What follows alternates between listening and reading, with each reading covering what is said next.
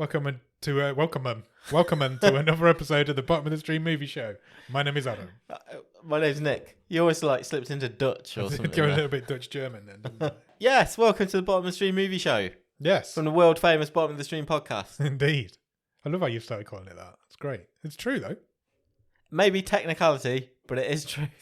A lot of countries now. How many countries till you're world famous? I think most. Some. We've done some. Exactly. And all in different parts of the world. Yeah, at least one on every continent. Yeah. Maybe not Antarctica, but other than that. We're international. We are international. But we cover films on Netflix UK. So that's what we're doing today. We're covering a film from Netflix UK. I presume it's on Netflix in other places too. We love you all. What is a country anyway? Exactly. I don't believe in nations. They're not real. Well, no, I'm with you. Yeah. You know when people... I don't mean to go political. I know what you're going to say. I don't feel proud to be a Brit. If anything, if I see a Union Jack, I'm like, nah. If you're flying a Union Jack, you're not the sort of person I'm going to get on well with. I do, agreed. I don't understand blind patriotism. No. I don't understand it. I don't get what's to be proud of. Good. I'm glad we're on the same page on that. It's probably why we've been friends for so long. Anyway, we're going off on a tangent. That's got absolutely nothing to do with this film at all. Whatsoever. This is a romantic comedy. This week we're watching a film called Hello, My Name is Doris. Yeah. It's from 2015. It is a 15. Is it? I didn't realise it was that long ago. Yeah, 2015. There you go. It's 7 years old? Yeah. It's a 15. It's rated 15. It runs for exactly 1 hour and 30 minutes. And it's currently rated at 6.6 out of 10 on IMDb. That's pretty good, isn't it? Yeah. It's pretty high for one of our films. Yeah, on the sort of bottom of the spectrum stream that scale. we tend to see. Yeah, definitely. That's pretty high. That's probably because it stars a lady called Sally Field, who plays the aforementioned Doris. Yes. You will know Sally Field if you have seen Forrest Gump, if you have seen Steel Magnolias, Smokey and the Bandit, Lincoln, Little Evil. She was previously on this show in Little Evil. Yeah, she got punched in the face. You remember? Very much remember. Her son directed it. He did, yeah. Yeah, Sally Field. She has 2 Oscars to her name. Well, there you go. Both Best Actress Oscars for Places in the Heart from 1984 and Norma Ray from 1979. Mrs. Doubtfire. You didn't say Mrs. Doubtfire. I didn't say Mrs. Doubtfire. There's so much. I could literally reel off her IMDb and you'll have heard of most of the films. She also got nominated for an Oscar in 2012 for Lincoln, but didn't win. So she's a big name star. This is Hollywood royalty, right? Absolutely. Sally Field. Yeah. 100%. 100%. Also stars a guy called Max Greenfield. He plays a character called John.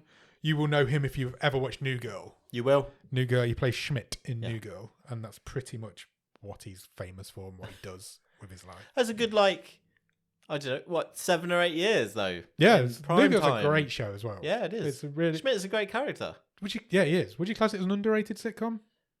It doesn't get mentioned in the same vein as things like Big Bang Theory, How I Met Your Mother. I kind of feel like it's not underrated because most people I know watched it. Yes. But I think if I took a step back and actually thought, yeah, maybe in the grand scheme of things. When you think of things like Brooklyn Nine-Nine and Big Bang Theory, they're sort of the higher level of recent sitcoms. The same sort New of Girl time. Doesn't seem to be on that level in people's minds to me, but it should be because it's equally as good, it's if not awesome. better than all of them. Thirdly, this film stars a lady called Tyne Daly, who plays a character called Roz. Yeah. Doris's best friend. Do you know who she is? I know the name, and I did kind of recognise her. She was Lacey from Cagney and Lacey. Oh, lovely. She has 6 Emmys. Wow. And 10 further Emmy nominations. Wow. Is this the most award-laden cast do you think we've ever had? No. Okay. Because I think that was Time Out, because there was 3 Oscar winners. Oh, of course there was, yeah. But probably second. Yeah. Tyne Daly's been nominated for 16 Emmys. Wow. And won 6. That's crazy. Mostly for Cagney and Lacey, but there was another show that she was in for a long time, that she also won a few for. Written and directed by a guy called Michael Showalter. He directed a film called The Big Sick a few years ago. Yes. With Camille Nanjiani. Yep. Which I saw at the cinema and really didn't like. I thought it was one of the most boring things I've seen in the cinema recently. This film is based on a short film called Doris and the Intern, which was written by Laura Teruso, who also has a writing credit on this film. I know we don't usually go into real sort of everyone who's in this, but even the supporting cast in this. Yeah, there's loads of people in this. The aforementioned Camille Nanjiani is in this. Natasha Lyonne. Yeah. It's just faces just pop up who you will recognise. The guy from Office Space. Yeah, Stephen Root. Yeah. Yeah. There's loads of people in this film. I can't go through all of them, but so I just picked the top 3. So, but yeah, there's a cast to this film. Which begs the question: why is this film at the bottom of the stream? It's very indie, though, isn't it? Yes, it very much is. Also, it reminded me of another film that we've done, which we'll go into, I think, at the end. Okay. I don't think anyone's taken a big payday for this movie. No, I don't think so. It has a lot of similarities for another film that we've done not recently, but another film we've done in the past. Oh, wow! Can't wait to see what you say, because I didn't immediately. Did you not? Can't immediately put that together. So. That's interesting. So I wonder if we'll. I thought about it about halfway through, and then I couldn't not think about it anymore. Oh, okay. So it'll be interesting to go through that at the end, because it's a film that we didn't really like. Oh, okay. So we'll go from there, shall we? Do you want to get started? Sure. Do you have a one-word review? New boy. That's great. Thanks. I was really proud of that. I'm really proud of you for that one, because he plays the new boy in the show in the office that they work in. Excellent. Where does this film start, Nick? A funeral. Oh, do we go a bit downbeat? It does start at the funeral. You could put some funeral music in if you want. Shall I? Yeah, why not? Okay, it's Doris's mum's funeral. Yes, it is indeed. And then it's her wake. Yeah. And Doris is kind of sitting there on a bench, isn't she? She's trying to come to terms with things. Yeah. And her brother and sister-in-law turn up straight away. Yeah. Man, her sister-in-law is an asshole. She really was. So the sister-in-law is played. That's what I was just, because I knew that she was coming up. I was just looking for her name. The sister-in-law is played by Wendy McClendon-Covey. Yeah. Who plays Beverly Goldberg in The Goldbergs. Sure. I didn't recognise her straight away because she doesn't look anything like Beverly Goldberg. But yeah, she's in 3 scenes in this movie. What a bitch! And all the direction I think she must have got is just be horrible. Be horrible to Doris as much. Because they turn up straight on. They're straight on top of Doris, and then, when are you going to sell the house? Yeah, when you're selling all the stuff. So Doris lives with and has looked after her mum in her for many years. Yeah. The mother's obviously died now, and the brother wants to sell the house and get some money in. Yeah. She then goes home after this funeral, and it turns out she's a bit of a hoarder. Yeah, it's a big house. It's a big house. And it's not like wall to wall. We're not talking like those sort of Channel 5 extreme hoarder type programs. No, we're not. But there are piles and piles of stuff around. Yeah, there's stuff everywhere. Yeah. And then she heads off into New York. Yeah, because she lives on Staten Island. She lives on Staten Island and she works in the city. She works in Manhattan. So she has to take a ferry to work every day. Which every other character can't believe. They're like, oh my God, you live so far away. You have to come on. People live in Staten Island. They're confused by this. It's like, just live in Manhattan. So yeah, she gets on this ferry. She has to do trains, ferries, taxis just to get to work every day. It must be a nightmare. She heads into work. She gets into the office block. She gets in a lift. Oh, she picks up a lamp on the way in. Oh yeah, of course. She picks up. That's what she does. She Yeah. picks up rubbish from the side of the road. So she picks up this cool lamp. I thought it was quite cool. I did as well. I'd have it in here. Why not? Oh, I've got a cool lamp in here already. Yeah. She gets into the lift when she gets to work, and she gets squashed quite closely with a guy called John. Yeah. We don't know he's called John at the time, but this is John. So they're kind of crammed into the lift together, aren't they? And they have like an awkward. She doesn't really say anything. No. He's like, oh, he's this trying to make happens awkward conversation. Yeah. He says, I like your glasses. Yeah. And this is, John, played by Max Greenfield. John Fremont is the character. Yes, it is. Well done. Thanks. Well done for surnames. He turns round after a few people get off the elevator. Yeah, and less squashed. Doris steals a pencil from his bag. Steals a pencil out of his bag. So we get to the job. We get to the office. Turns out John's a new recruit. Oh, just before that. I was going to mention it. The current boss. Yeah. Has taken all the chairs away from all the booths and replaced them with yoga balls. Yeah. I thought it was really funny. It's the sort of thing my boss would do. But Doris is not. You can tell by the fact that she's played by Sally Field. She's not a young woman. No. She's not. Sally Field's not old. But what do you think Doris is playing in this? Late 50s? Maybe early 60s? 60s. Would you go 60s that high, really? Yeah. Okay. I think so. Just That's Sally fine. Field's age, pretty much. Well, Sally Field's 75. Oh. So she wasn't playing that old. Yeah, but 6 years ago. 7 years ago? Yeah. 60s. There you go. Okay. I think she was playing slightly younger than herself, but that's fine. Yeah, the boss decides we're going to all sit on yoga balls now it's better for your posture. And it really made me laugh because she went, I like my chair, it's got a back. Yeah. That was really funny. I'm totally with Doris on that one. Same, that was my first laugh of the film. So John's a new recruit. He's coming from the LA office and he's moved to New York to kind of join their team. He's going to be the art director. This is some kind of magazine or publication, it doesn't really say, because she does data entry. Yeah. So I don't really know what the office, they never really say what they do. But it's like, it's one of these new hip designer offices, isn't it? Yeah. So they have like a team meeting where they all get to meet John for the first time. And then at the end of the meeting, John walks over to her and kisses her on the mouth. Yeah. It's like, I met this woman in the lift. We had a connection. And I just can't stop thinking about her. There she is over there. Yeah, and he walks over to her, grabs her and kisses her. But that's a dream. She's daydreaming. Yeah, but she's kind of like stooped over. Yeah, she's air kissing. Yeah, she's still. She's doing the funny. actions. There's a couple of times where she does that. That's quite funny. This film is quite funny. Yeah, there is. Even for me to say it is funny.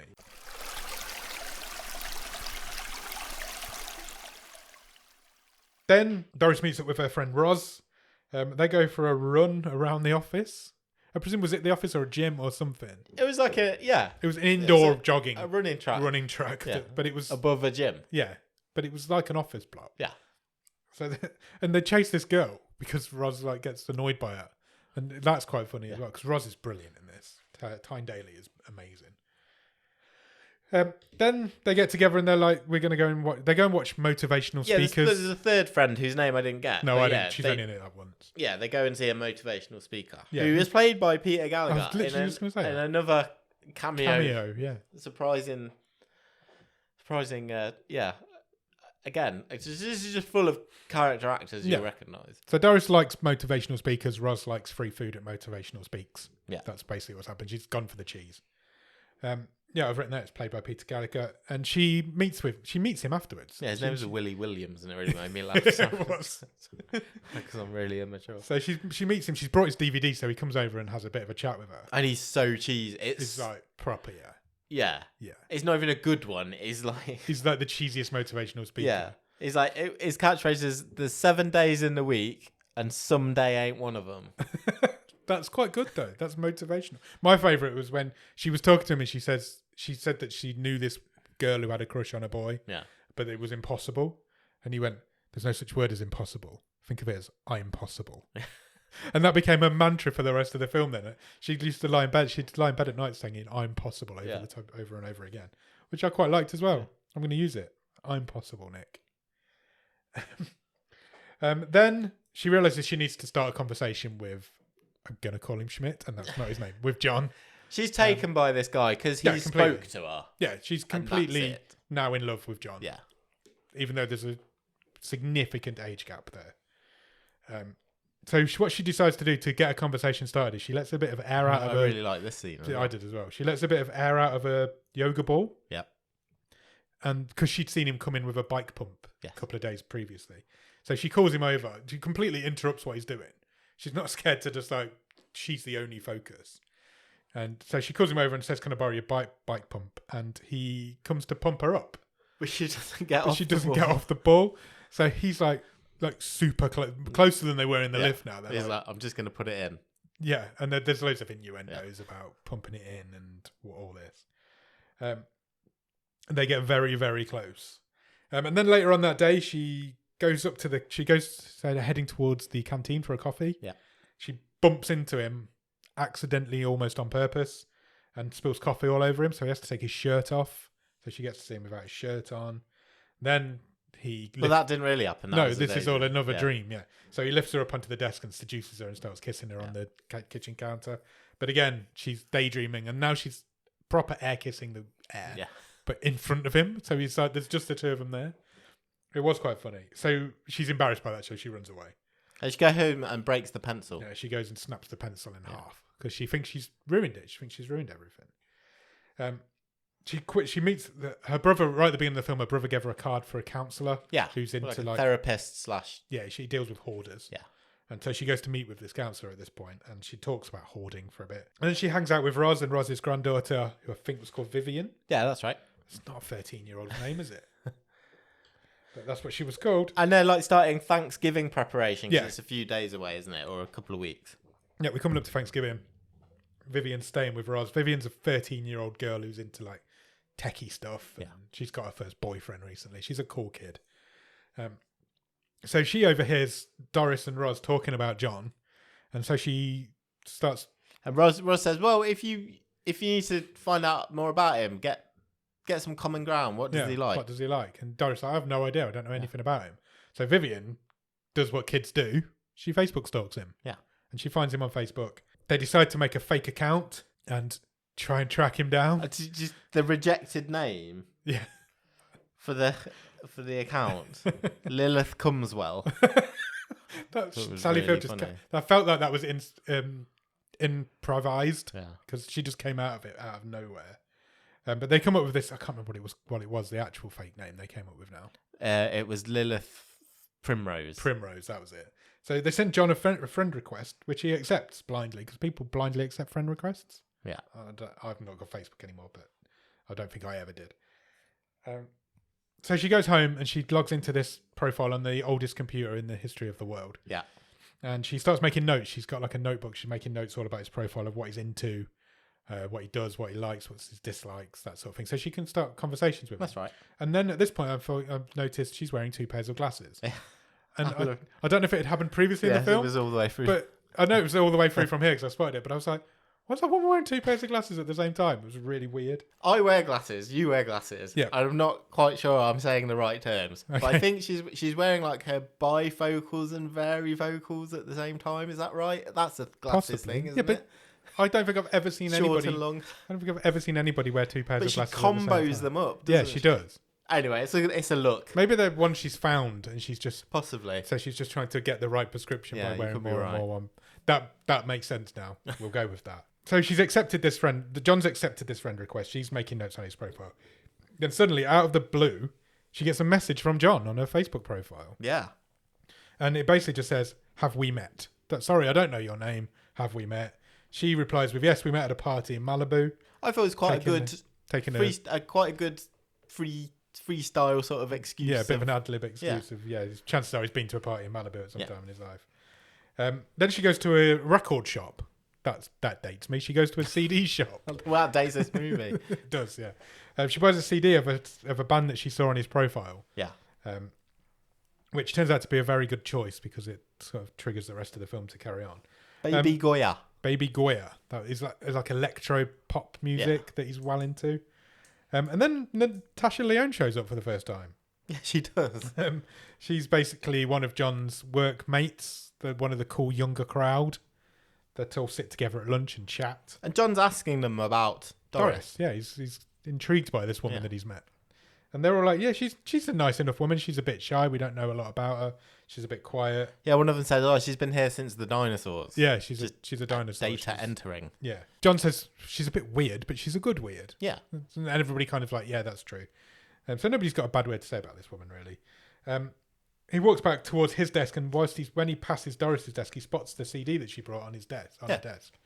And he calls her cool. He's like, no, what does he call it? He says, you're a baller. You're a baller, Doris. Which she was well happy about. She didn't know what it meant, but and he offers her a fist. Yeah, he gives her a fist bump, and she grabs it. Yeah. It's like shakes it a little bit. And he has to explain how to do a fist bump. Yeah, and he explained. It was quite a nice little scene. Yeah, he explained how you explode them away, and then it rains down. And so then she sellotapes her pencil back together.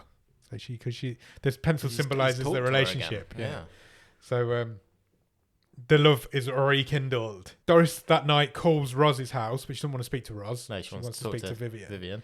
Vivian's not a name for a 13-year-old. I don't know who's written that. Apologies if you're 13 and you're called Vivian. Because she wants to know what baller means, basically. So Vivian's chatting away to her. Her boyfriend's sitting on her bed. Yeah. She's like a very old 13-year-old, I think.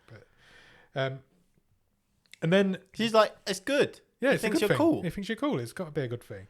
And then she mentions this band, and Vivian finds out that the band are playing locally on Saturday night. Yeah. And she's like, you've got to go. You have to absolutely he's going to go. Be there. He's going to be there. Surely he's going to be there. Why would he not be there? So you absolutely have to go. She says, I can't. I'm at my brother's for dinner. Yeah.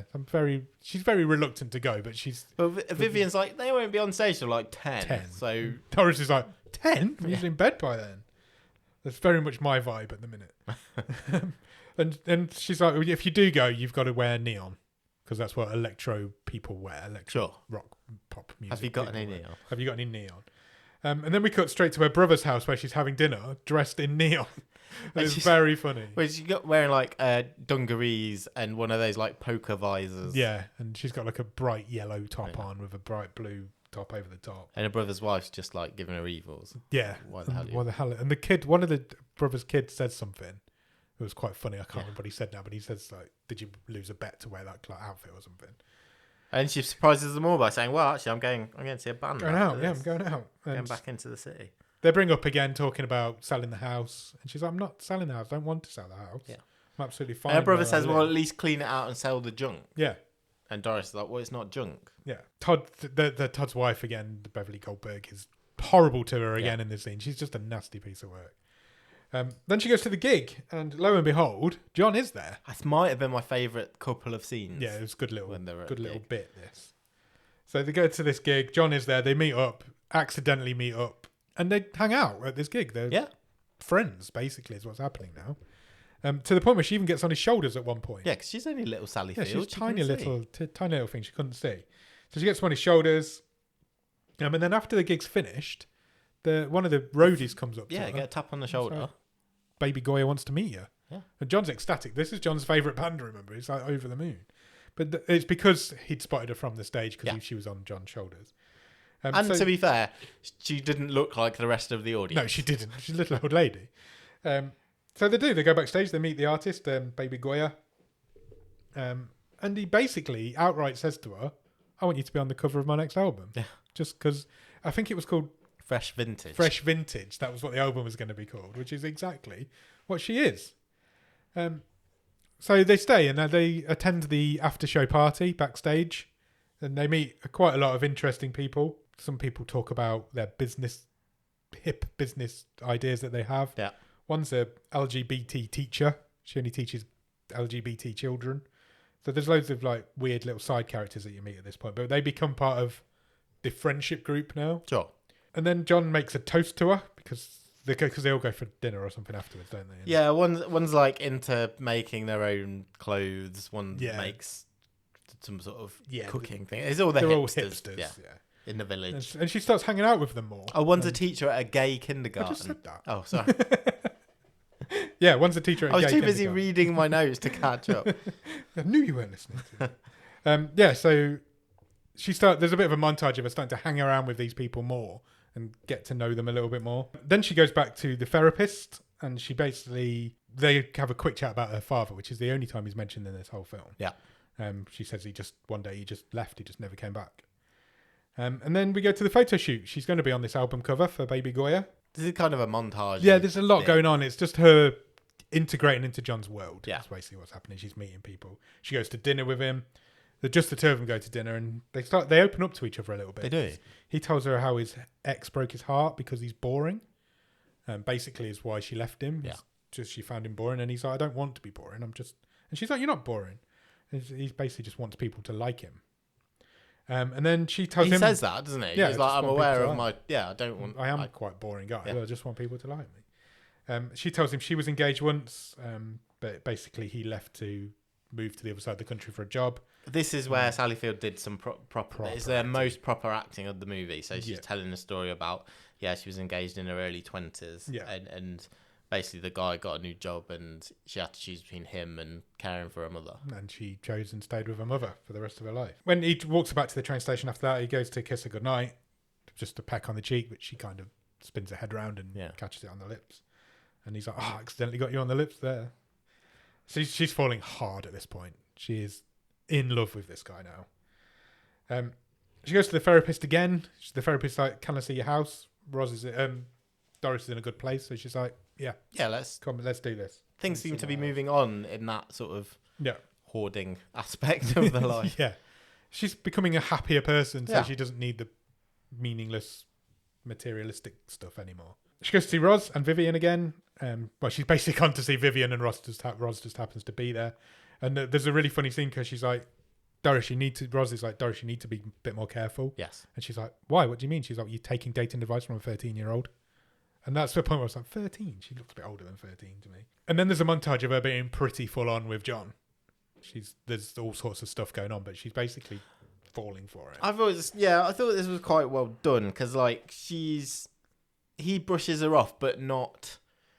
I thought they played it quite well from both sides because you can see this is Doris trying to getting a bit obsessive every time she sees him. Can we do this? Can we go after this? Whereas from John, it comes across as we'll do something. We'll just hang out as mates. When I get to it, She asks him to go for a dinner in the dark, which is like a proper date night thing, isn't it? Have you done that? Yeah. I thought you had when he suggested it. Was it good? It was very strange. Weird experience. And I have no idea if the food was any good. Oh, really? Yeah. Why? Because surely I think you need all your senses to... really? Yeah. Interesting, because surely your other senses should be heightened. That's the idea. I didn't come away going, oh my God, that meal was fantastic. I was more probably focused on, I can hear different bits of people's conversations from all over. I have no idea where it's coming from. Yeah, that would be a bit weird. Yeah. It was a cool experience. Good. The food didn't blow me away. Okay, fair enough. That night, John leaves work. When he leaves, he meets up with a girl outside, which Doris happens to spot. And this, so his girlfriend, who turns out to be a lady named Brooklyn, she was in Two Broke Girls. She was. She's one of the Broke Girls. Yeah. With the woman who plays Roz, who's also in that. So there's a lot of stuff going on in this film. There's a lot of people in this film. She spots him with this girl, and she gets a bit jealous. Yes. So she starts following him. Well, she follows both of them for what seems to be quite a long time. They end up in the across city, half of the city, across half of New York. They head off into a shop, and she kind of hangs around outside waiting. And then he catches her outside. Yeah. So he spots that she's out there. And she makes up some excuse about, I love this shop. I'm always in this shop. It's my favourite shop. And he thinks, well, we've got a lot in common. That's plausible. So he invites her to a cafe. He's like, come with us. We're going out for a drink. Brooklyn's going to sing. Yeah, she did an open mic night thing. Come with us. And Doris is a bit reluctant, but she agrees to go with her. And she ends up chatting away to Brooklyn as if they've been mates for years. Brooklyn's lovely. Brooklyn's awesome. And Doris wants to hate her. Yeah, but she can't. Yeah. She really wants to, but she can't. And she ends up arranging a girl date with her to go to join a knitting club. It's a rooftop knitting circle. Sounds like the coolest thing, but it also sounds like the most New York thing you can imagine.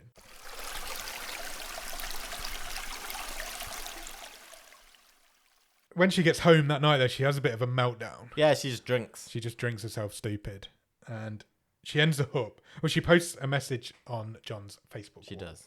Under the fake account. Under the fake account, which basically accuses him of having an affair with this girl. Well, he just says, you broke my heart. You broke my heart. Yeah. If the sort of thing that if Brooklyn's seen it, she's going to kick right off. It's like from... It's some flowery, wordy thing from like the romance novels that Doris reads. Yeah. The next morning, she's all hungover. She wakes up on the settee, surrounded by bottles of booze. But it's the morning that she's arranged for this doctor to come around and look at the house. Sure. So she turns up with her brother and his wife, and they try and make her throw some stuff away. Yeah. They come in, they're like... You've seen this programme. It's a trash pile, a donate pile, and a keep pile. Yeah, we've all seen it. She's got like one ski. Yeah. It's like an old vintage wooden ski. And the doctor's like, are we throwing it? Are we keeping it? What are we doing with it? And she's like, we'll keep it. But then she reluctantly says we'll give it to charity. But this whole time, Cynthia, who is her brother's wife, is kind of... She's pushing the buttons a little bit, and she's rooting through stuff that she shouldn't be. And eventually it annoys her so much that she just shuts down. Yeah. She's like, right, them all out. We're keeping everything. I'm not getting rid of anything. She's got John's pencil, hasn't she? Yeah. Cynthia picks up John's pencil. And she just loses it. She basically kicks them all out of the house. She's decided she's not throwing anything away. She's definitely not leaving. And then her brother turns on her a little bit. This was a really good scene. Yeah. I thought this was proper acting as well. One of the best acted scenes in it. He comes in and says, I'm really disappointed in you. Yeah. And she just repeats that over and over again. And she's like, you're disappointed in me. You left me here to look after my mother for all these years. Yeah. This is all your fault. Yeah. This is you. And she blames him basically. It's like for her entire no one's life. ever told him this before. Yeah, because he's like, well, I had to leave. I had to go to school. I had to get a job and get a career. And she's like, I could have had all of those things. Yeah. But you got them. And he's never been told it, and he never really understands it. And I've put here, that's the best scene I've seen in ages. Yeah. Acting wise. It was great. It was brilliant. Both of them were brilliant in that scene. Because you could really see him understanding where she was coming from. It's like, shit, I have ruined her life. Yeah. and her going, "You have ruined my fucking life here." Oh, well, I thought it was wonderful. It was one of the best scenes I've seen in a long time in any film. Next day at work, John and Brooklyn are having a massive argument in the office. Everybody's watching through the glass windows. Basically, because she's seen this message on this wall that John has no idea who it's come from. But as far as Brooklyn's concerned, she's lying about it, and she does know where it's come from. Yeah, she's throwing pens and stuff. Yeah, she breaks up with him, basically, is what's happened. So, and then in the next scene, Doris is going to this knitting club with Brooklyn to try and get some idea of what's happened here. Yeah. Because it's not occurred to Doris. She was that blind drunk. Yeah. Oh, she can't remember doing it, or she's not put two and two together. She's not understood what's happened. Then she goes, after she's finished at this knitting club, she meets up with John. Yeah. He's all depressed. He's wearing Brooklyn's jeans. Yeah, that was funny. It was a funny line. He was like, yeah, I tried her jeans on. They fit me perfectly. I'm still wearing them. And then he's got these like skin tight, painted on jeans on. But he's all depressed. He's pushing like a trolley down the street. He doesn't look like himself. And he's like, it's Thanksgiving's coming up. Do you want to join me for Thanksgiving? I'm going to have a few people from work over. I'm new to this town. Yeah. I don't really know anybody. He calls it a lonely Thanksgiving. Or something like that. So loads of us can all get together. She's already got Thanksgiving plans. Yeah. She's in love with John. So she's like, yeah, I'll come. Why not? And then this is the key line that sets up the rest which sets up the rest of this film. Just as she's leaving him, he says, would you ever be interested in a younger man? Yeah, would you ever consider dating a younger man? And she's like, yeah, I guess so. And that trying to play seals the deal for her. Yeah. Because she's like, well, he's basically just said he loves me there. That's how she's read that situation. And to be fair, you can kind of understand where she's coming from. It's a weird thing to say to somebody. Yeah. But you have to remember that he doesn't see her like that. No, they're not on the same page in any way. Very much not on the same page. As far as he's concerned, she's an elderly colleague that he's getting on with. Yeah. She goes to see Roz. She tells Roz that she's not coming to Thanksgiving. Roz is furious. It's their tradition. It's what they always do. They've known each other since they were kids. Her and her husband used to have Doris around. Yeah, Doris always makes the dessert. Yeah, they've all got a job. No, it was a sweet potato marshmallow pie. Yeah. I'm on board. No, sounds rank. I'll try it. Okay. But she's absolutely fuming. And to the point where they have an argument where Roz says to her, look, you need to move the fuck on. Your husband's been... She actually says that. Move the fuck on. Your husband's been dead for 15 years. Yeah, and Roz says, you're telling me to move on. What about your mother? And it was good. It was another good scene, actually. Roz says, you're like the art project to these young people. She actually says the words, he will see you as a weird little old lady. Yeah. And I'm like, oh, that's cutting. So they have a row. They fall out. Basically, they're never going to talk to each other again. They've had one of those arguments. So she gets home, and we get a getting all dressed up montage. Yeah, straight to Thanksgiving. We get to see Sally Field all dressed up and dolled up nice as Doris. Yeah, she's got weaving and everything. Yeah, she's got everything in. And she does look good. She's looking great. She's looking attractive. I don't know what I wanted to say. But she goes to John's house. She takes this pie that she was going to make for Roz. She takes it with her. Yeah. And all the work people are there. Yeah. So Natasha Lyonne's there. Camille Nanjiani's there. Don't know any character names, but they're all there. And also, crucially, John's invited his uncle, who he just happens to be in the area. He seems a bit out of place. Doesn't really know anybody. Yeah, Uncle Frank. He's a proper like New York. Proper New York. And I'm pretty sure he's like played a background gangster in many films. Many films, yes, I would imagine so. He gives her a thanks teeny as she walks through the door. Thanks teeny, great name for a drink.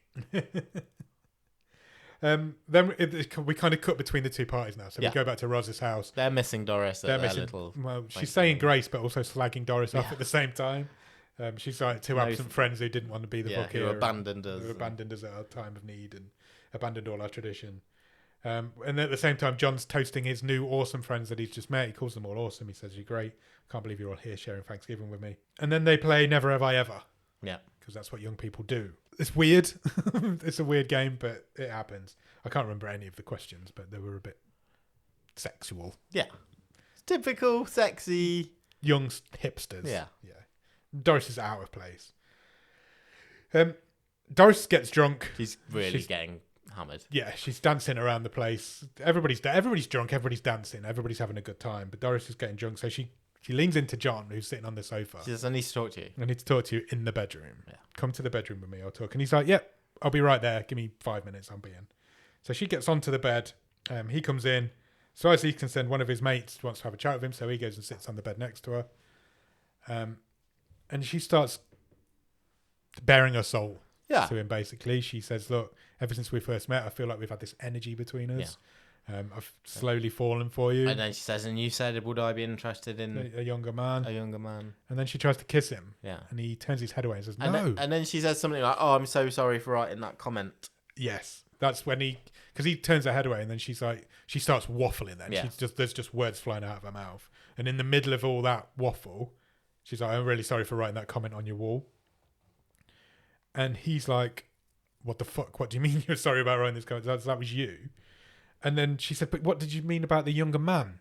And she's like, well, I was going to introduce you to my Uncle Frank. He's only 56. Yeah. And I was like, that is a burn. That is an actual burn. It gets awkward between the two of them, and John just takes himself away from the situation. Yeah. He goes back to the couch, goes back to the party, and Doris runs off. Yeah, she's distraught. Basically grabs she her packs stuff. up She's and goes. crying her eyes out. She leaves the party.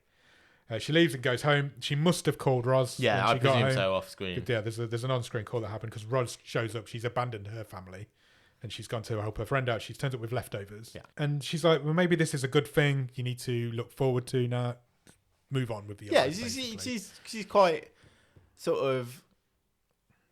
Oh, you look at it as you've had a good adventure and you've had fun times. You met people. Yeah, and the Doris says, "I've got nothing to look forward to now." And Roz is like, "I've just put all these leftovers. They're great. You've got that to look forward to. It's like just live for the moment."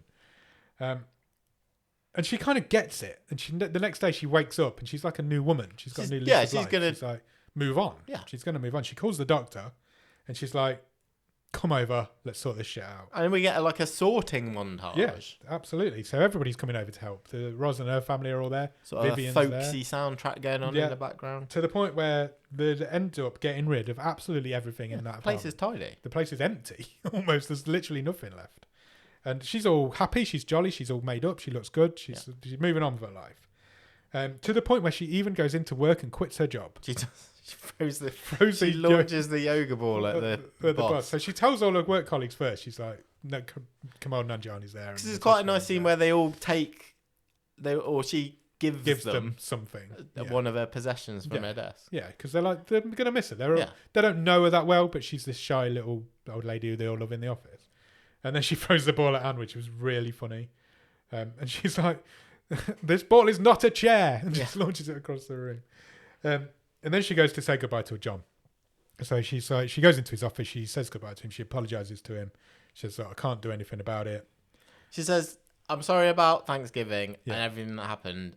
But she says, thank you for your friendship. Yeah. Which was, again, quite sweet. I quite sweet. It was a nice way to, because we're coming up to the end of this film. He then says, I can't stop thinking about you. Why can't we make this work?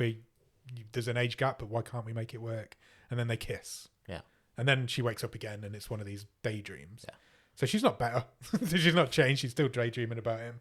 So she gets in the lift. She's got all her possessions. And just as the lift door closes, he shouts, Doris, wait. And then the film ends. Yeah. What do you think?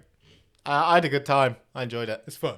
It is fun. It's actually quite a good film. I enjoyed it more than I thought I would. Yeah. And it was funnier than I thought it would. It's not like a laugh a minute. It's not. No. You're not getting jokes cracked all the time. But there were some really nice little moments in it. It was just nice to have some actual characters. Yeah. With a bit of depth, because we don't see that very often on this show. We really. I felt like they were fully formed people who acted like people.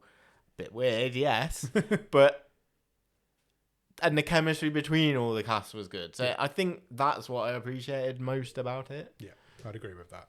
I think this is an acting masterclass from Sally Field. She's great. I think she's absolutely wonderful in it. Yeah. She's a tour de force. And we don't get very often to see really good acting performances.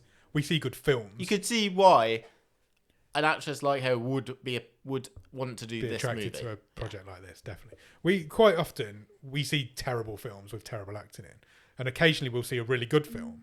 Like, for instance, Under the Shadow and Apostle are both really good films. But I wouldn't say there's any standout acting performances. There is an Apostle. Okay, there's maybe... What's his name? Mark Anthony Quinn or whatever it's called. I don't think that's his name. He's a great actor. Jones. But what I'm trying to say is we don't see them very often. No, we don't. We either... And it's really refreshing to see a really good performance here. She's awesome in this film. And she anchors this film. She's in nearly every scene. That performance, as good as it is in Apostle, is him acting the shit out of about 5 scenes. Yeah. This is Sally Field's movie. Yeah, 100%. 100%. She's in every scene. So she just owns it. It's a one. And Max Greenfield's really good as well. Yeah, he is. He is really good. The sort of wide-eyed, innocent... Because this is not Schmidt. No, not at all. They're completely the opposite of Schmidt. Yeah. And their chemistry is lovely. Yeah, they're great together. As friends. As friends. But it's it's quite heartbreaking when he rejects her. Yeah. And turns her away. But even though you knew it was never going to happen. You always knew it was going to happen. Because there was no hint. Because it balanced this quite well. Yeah. So it's a good job by the director because he balanced it quite well. We went in Doris's camp. We could see that John was never interested. It's really easy to go the wrong way in this kind of film. I would give you 5 words. Sierra Burgess is a loser. Sure. Because this is the exact same film. But this is done right. That was just done from her point of view and it went wrong. It's the same storyline.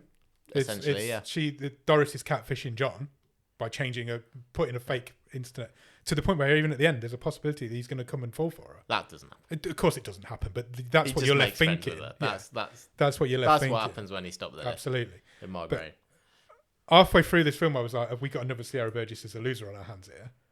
But it's deftly handled. The difference is they handle it much better. Yeah.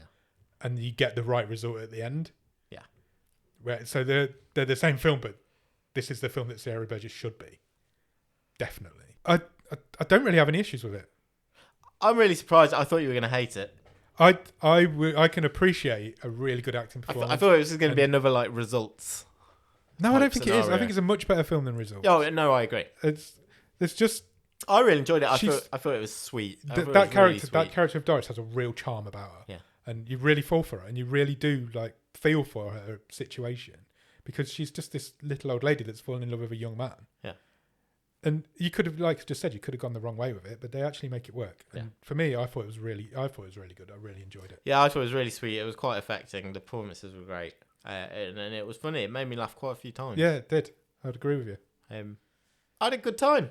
Good, me too. Pleasant surprise. What's the best thing about it? It's the characterization. Yeah. Does that mean that it's the directing? Does that mean that it's the writing? Maybe it's. I think it's a bit of everything. It's Sally. No, but I don't think anybody else pulls this off as well as she did. Yeah. I think this is Sally Field's performance for me is the best thing about this film. It's like I say, it's just nice to feel like I'm watching people with depth. Yeah. That I can relate to. Agreed. Because we just don't see that very often on this show. No, absolutely, we don't. And that's part of the job. That's fine. I think it's quite refreshing to actually see what is essentially actually a proper film, and is well-rounded characters performed by well-talented actors. Yeah.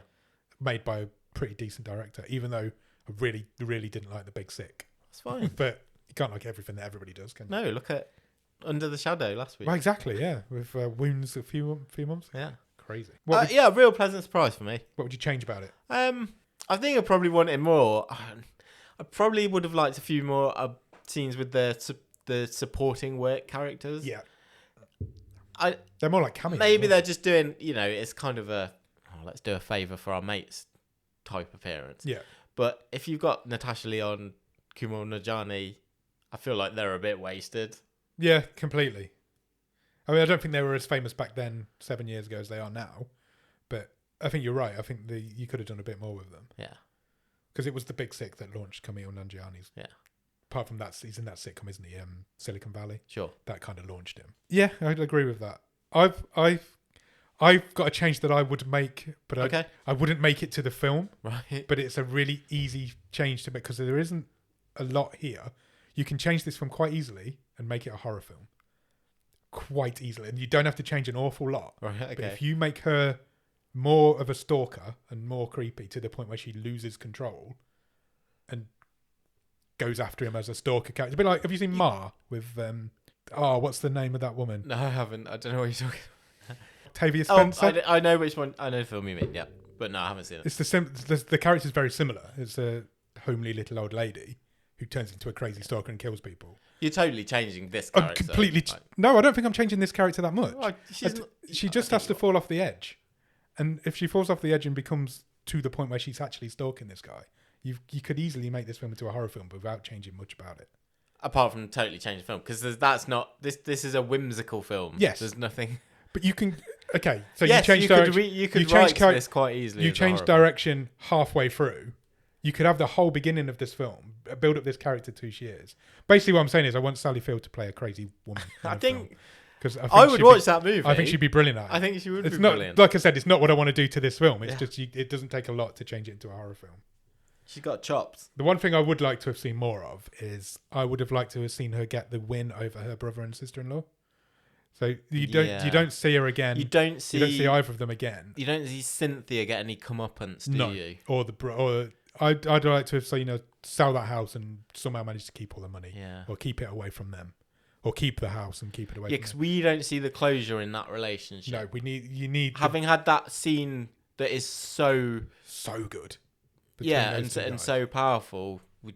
That loop's not tied off, is it? No, that's a good point, actually. I would like to have seen at least Cynthia get her comeuppance in this film. When Doris goes all badass at the end, something needs to have happened there I think that's fair for her shout. to win that relationship. Yeah. I think. Cool. That's good. Do you want to talk stream table? Yeah, let's do it. Do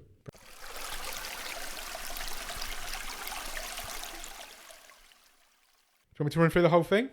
Or does it just need the top half, the bottom half, top 10? I think it's pretty high for me. I think it's top half. Shall I read the top 10? Yeah.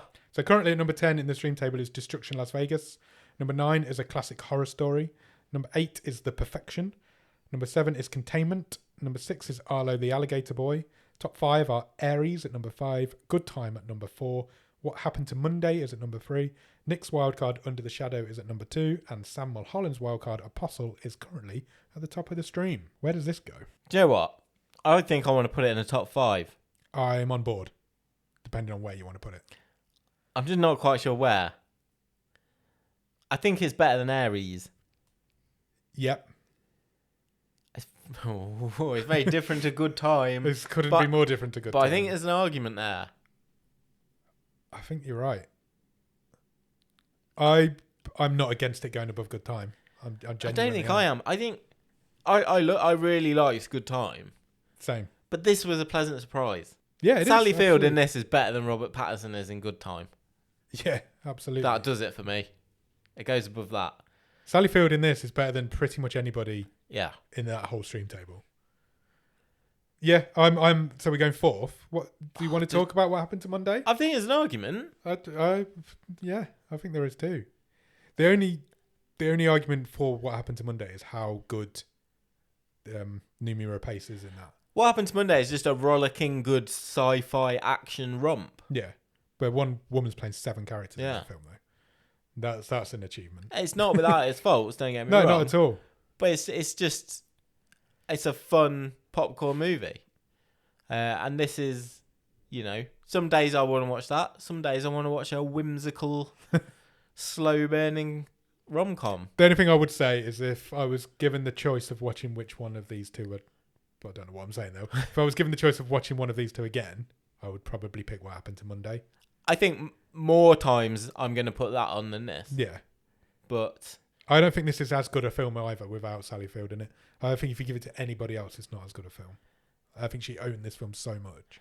Yeah, and the supporting cast isn't in a lot of other things that I like. Yeah. And so I don't know if I'm being a little biased. But wouldn't have been back then. I think fourth if we were putting this movie fourth, I would never have believed you when it came out of the randomizer this time last week. I was dreading watching this because I thought I was going to hate it. I thought you were as well. I genuinely thought I was coming in pitching for an argument. I thought you weren't going to like it. I think fourth is a brilliant result. I think it's a brilliant result. I wouldn't have expected this to go fourth. No way. I think it's great. It is great. I would highly recommend it. I don't know who it's for, but I would highly recommend it. I had a fun time. Same here. Talking of fun times, do you want to pick next week's film? Yes, please. What would you like to see come out of Robin? I'm a blank page now. I feel I've been cleansed by a bit of comedy. Really? You feel like we're at a blank slate, we can start again? Yeah. Pretty much anything will go now? Yeah. Okay, that's interesting. So I press the button then, shall I? Yeah, do it. It has picked a film called Get In. Okay. Which is not the sequel to Get Out. Right. Good, because I really don't want to watch Get Shake It All About either. Do you want to have a guess of what it is? Oh, it could be anything. It could. That's pretty generic. Drama. Drama. Let me have a look on IMDb for you. So Get In is an 18. It's from 2019 and is classed on IMDb as a drama horror thriller. It's also French. Okay. So we're doing a French film. Have we done French? Yeah, Aries was French. Oh, of course it was. We've done a French film this season. Do you want to know the synopsis? Yes, please. On their return from a vacation, Paul and his family find their house occupied by squatters, leading to a disturbing and unpredictable conflict. Okay. Sounds interesting, doesn't it? It does. So yeah, fancy that? French horror film? I do. Well, good, because that's what we're watching. It's on for an hour and 37 minutes. So not too bad. So go out and watch Get In. And in the meantime, check us out on Instagram, Twitter, and Letterboxd, all at BOTS_podcast. If you want to drop us an email, you can do that at bottomofthestream@gmail.com. And if you want to go on our website, it's bottomofthestream.com. On the website, you'll find every episode we've ever recorded, all 6 season stream tables when I update this one. Loads of other cool stuff, including, if you want to, you can get some Bottom of the Stream merch. If you want a Bottom of the Stream cutlery set. Cutlery. I do need new cutlery. Cutlery set. Why not? After you've done that, head over to Patreon, patreon.com/bottomofthestream. On there, for a couple of quid every month, you will get early access to the movie show episodes. You will get bonus episodes. You will get a newsletter that Nick writes every month. And if you come in at the top level, you will get a wild card, which means you can pick the film that we watch that week. Once you've done all that, head over to Discord. Come and join our little community over there. We do loads of cool stuff in there. We've got a watch along coming up next Sunday. Or it's not this week, is it? Is it next week? Next week. Soon. We've got a watch along coming up soon. We've got a couple more planned and loads of other cool stuff to do in there. So come and join our Discord community. The Discord link will be at the bottom of the show notes. If you can possibly spare a few minutes to leave us a review, that would be much appreciated. It really helps get our little podcast in front of the eyes and in the ears of more people. You can do that on Podchaser, Podbean, Apple Podcasts, Cephalopod, anywhere that you can review and rate podcasts. It really helps us. Maybe you could write a review in neon paint. Be like Doris at her Goya Good one. gig. I was going to say you could write a fake review on Facebook and send it to a random. Oh, no one uses Facebook anymore, surely. I've not been on Facebook for ages. It's crap. So I don't read it out in the socials anymore. We don't. Who cares? Yeah. Fuck Facebook. Yeah, fuck those guys. So when you've done all of that, go out and watch Get In, a French horror thriller film. And we'll come back on Monday for The Wave and next Thursday to talk about Get In. Cheers. Bye.